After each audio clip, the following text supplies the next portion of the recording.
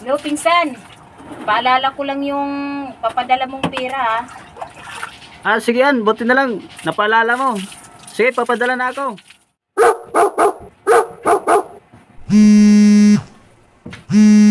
Si pinsan, matawag. Yes, baka may package na kami uli. Hello, An. Magtipid-tipid muna kayo dyan kasi biglang nagsara yung kumpanya pinasukan ko dito sa abroad. Ano ba yan, insan? Paano na yan? Ikaw lang yung inaasahan namin sa pang-araw-araw namin. Oh, si insan to ah. Viral siya ngayon dun sa ibang bansa. Ha? Nakikilimos na lang? Kakahiya naman to si insan. Ano ba itong ginagawa niya? Makikita to ng mga kapitbahay namin at mga kaibigan ko. Insan, An, nandito na ako. Buti na, napauwi ako ng government natin kaya nandito na ako. Sobrang hirap yung pinagdaanan ko sa ibang bansa. Bali 2 taon na akong nakikilimos. Baka naman pwedeng magkituloy ulit dito sa sa pamamahay nyo. Insan, pasensya ka na. Hindi kita mapapatuloy dito sa bahay namin.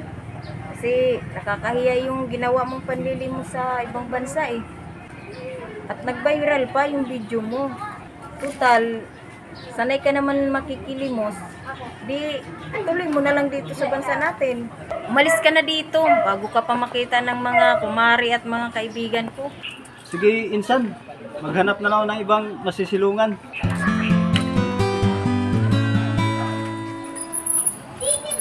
Wala, viral na naman tong pinsan ko ah.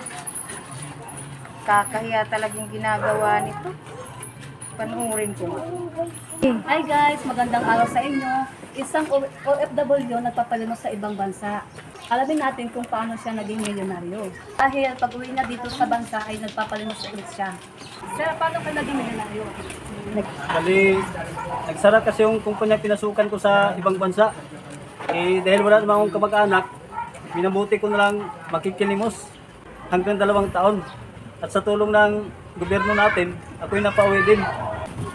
Nung ako na may dumating dito sa bansa natin, walang mga kamag-anak na handang magpatuloy sa akin kasi ikinakahiya na nila ako dahil sa ginawa kong panlilimos sa sa ibang bansa. Kaya sa kalye pa rin yung naging tahanan ko, nakikilimos ako ulit. Isang umaga pagising ko, nakatulog pala ako sa pinto ng isang money changer. Bigla kong naalala na may tira pala ako sa bag na galing sa ibang bansa. Bali, naipon ko yun habang ako yung nakikilimos doon ng 2 taon. Nung aking papalitan sa pera natin dito, umabot ng 5 milyon. At agad akong nagbukas ng negosyo. At ito na ako ngayon, mayamang mayaman na.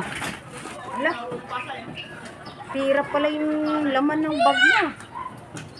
Sayang naman, dapat pala hindi ko na pinagtabuyan.